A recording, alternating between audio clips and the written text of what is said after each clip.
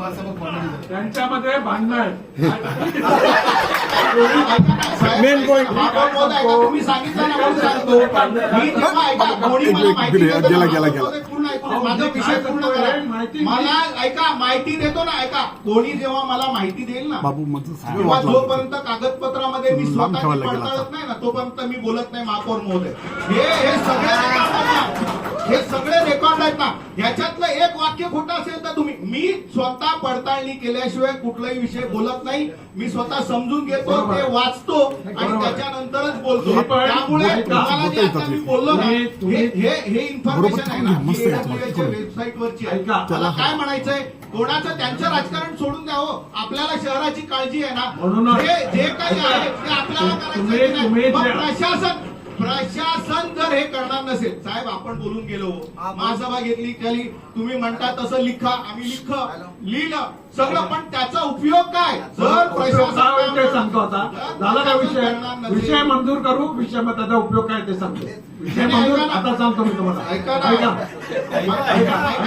मला हे कळू दे, दिवे मॅडम कडून हे कळू दे. ऐका ना महापौर महोदय, ऐका ना. नाही महापौर महोदय ऐका, माहिती मिळत नाही. 6 दिवस मागितल्यानंतर माहिती. मला एवढंच माहिती पाहिजे की 2009 पासून आणि त्याच्यानंतर स्टेरिलायझेशन सुरू झालं. हे जे 445 रुपये मिळायचे होते ना साहेब, हे काय काल आज नाहीये, हे मागच्या 10 वर्षापासून मिळायचे होते. एक स्टेरिलायझेशनला 445 रुपये मिळतात.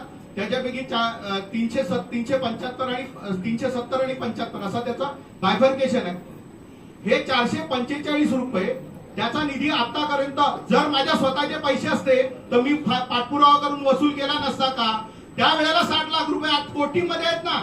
आज जर समजा तुम्ही 30,000 कुत्रे स्टेरिलाइज केले तर 1.25 कोटीच्या वरती रक्कम आहे. ही 1.25 कोटीची रक्कम आणण्यासाठी प्रशासनाने नेमकं काय केलं, संबंधित अधिकाऱ्यांनी काय केलं, आणि पैसे आले नसतील तर त्याचं कारण काय, त्याची जबाबदारी निश्चित करा ना महापौर महोदय.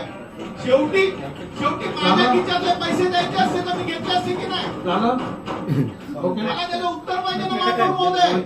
हा विषय वेगळा, हा विषय मंजूर, हाच विषय महापौर स्टेरिलायझेशनचा आहे का? स्टेरिलायझेशनचा विषय आपण त्याला मंजुरी देतोय, पैशाला मंजुरी देतोय. महापौर महोदय ऐका ना, महापौर महोदय तोडू नका ना, महापौर महोदय तोडू नका. आपण वैयक्तिक चर्चा करू ना, त्यावेळेला तुम्ही किती वेळा तोडा.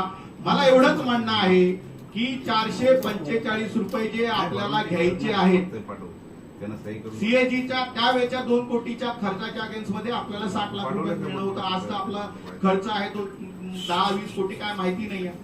त्याच्या अगेन्स्ट मध्ये 445 रुपयांनी येणं, किती पैसे आले, त्याच्यासाठी महापालिकेने काय केलं. शेवटी हा पैसा आपल्याला विकास कामांसाठी पैसा नाहीये, हे पैसे तिकडेच राहतात. ते जे काही प्रशासकीय संबंधित अधिकारी त्यांची काय जबाबदारी नाही का? ते पैसे आलेत का नाही विचारा ना, त्याच्यासाठी काय केलं ते तर सांगा ना. मी काय सांगतो, जे पैसे येणं बाकी आहे ते आणण्यासाठी प्रशासनाने प्रयत्न करायला पाहिजे. नाही आता आलेत का विचारा ना, की आलेत. समजा तुम्ही म्हणतात, तुम्ही खरं म्हणतात नाही आले असं समजा, असं कसं सांगू तर त्यांना नाही आले. मी काय सांगतो, आपल्याला जर पैसे येणं बाकी असेल तर त्याचे प्रशासनाने प्रयत्न करायला पाहिजेत. त्यानंतर हे जे झालं अँटी रॅबिज वॅक्सिनेशन वगैरे तुमचं झालं असेल तर मी बोलतो. महापौर महोदय हाच विषय, याच्या पलीकडे प्रशासनाने आम्हाला सगळ्या सभासदांना या संदर्भातला ऍक्शन प्लॅन की बाबा आम्ही जे काही मल्टिप्लिकेशन आहे ते मल्टिप्लिकेशन प्रशासनाला पण माहिती आहे. त्यामुळे आम्ही कुठल्या वर्षी आम्ही हे सगळं जे वॅक्सिनेशन म्हणजे स्टेरिलायझेशन आहे त्याच्या साधारणतः 80% 90% स्टेरिलायझेशन पर्यंत पोहोचू. त्याचा ऍक्शन प्लॅन काय, किती आपले स्टेरिलायझेशन सेंटर असतील आणि साधारणतः किती वर्षामध्ये, कारण हे वर्षाला चौपटीने वाढतं, त्यामुळे किती पिरियड मध्ये प्रशासन हे सगळं पूर्ण करणार आहे हे सांगा, कारण आम्हाला लोकांना उत्तर द्यायचे. त्यामुळे महापौर महोदय आपल्या माध्यमातून प्रशासनाला विनंती आणि आपण प्रशासनाला निर्देश द्यावेत, हे सगळं क्लॅरिफिकेशन प्रशासनाने द्यावे. असेच आम्ही कोटीच्या कोटी प्रस्ताव मंजूर करायचे आणि आम्हाला काहीच माहिती नाही असं होता कामा नये. हा विषय मंजूर, फक्त मी तुम्हाला माहितीसाठी सांगतो, आपण त्यांना काय काय निर्देश दिलेले आहेत या आधीच. एक तर आपण ज्यावेळी हे भटके कुत्रे आणि त्यांची नसबंदी करू, तर ती नसबंदी केल्यानंतर टप्प्याटप्प्याने केल्यानंतर त्यांचा दर कसा कसा कमी होत जाईल. कुत्री आणि कुत्रा या दोघांवर ज्यावेळी आपण शस्त्रक्रिया करू, त्यांची नसबंदी टप्प्याटप्प्याने शेवटी त्यांचा तो दर जो आहे तो हळूहळू टप्प्याटप्प्याने कमी होत जाईल. आणि हे होत असताना ही जी सेंटर चालवायची आपण म्हणून का वाढवायचा प्रयत्न करतोय, त्याचं कारण असं की त्यांच्यावर आरोप प्रत्यारोप असे आहेत. आणि समजा एखादा रेबीज झालेला कुत्रा घेऊन गेले तर तिकडे वॅक्सिनेशन होणं, तिकडे शुद्धीकरण होणं, त्या गाडीतनं नेला तिकडे होणं आणि त्याचं मॉनिटरिंग याच्यासाठी पाहिजे का त्या ज्या एरियामध्ये तो फिरला असेल तर तिकडे किती जणांना त्यांनी इन्फेक्शन दिलेलं आहे हे सगळं चेक करण्यासाठी आपण त्यांना सांगितलेलं की अशी यंत्रणा शोधून घ्या, आपल्याला ते करायला लागेल. आणि आता जे चालू आहे त्याच्यामध्ये हे टायमिंग दिलेलं आहे. कारण हे सगळं ते जे श्वान मित्र आलेले त्यांनी वेगवेगळ्या गोष्टी सांगितल्या, आम्ही चौकशी केली, वेगवेगळ्या डॉक्टरांशी बोललो, पशु डॉक्टरांशी बोललो आणि त्याच्यामधून ही माहिती घेतली का ह्या गोष्टी करा.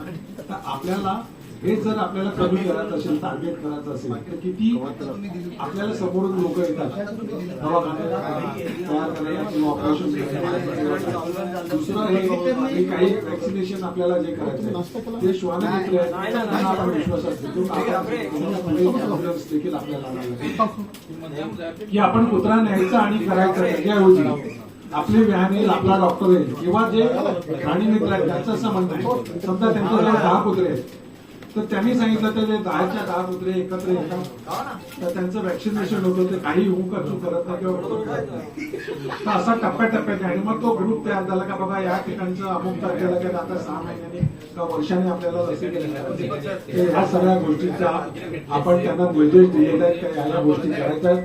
त्यांचे जे श्वानप्रेमी आहेत दोन्ही ग्रुप आहेत, मलेका गांधीच्या विरोधात आणि विरोधात दोन्ही ग्रुप आयुक्त साहेबांची देखील बैठक झाली, त्यांनी देखील काही प्रपोजल दिलेले आहे, आमच्याशी डिस्कशन झालेलं आहे, अधिकाऱ्यांशी डिस्कशन झालेलं आहे आणि टप्प्याटप्प्याने आपल्याला या गोष्टी करायच्या आहेत.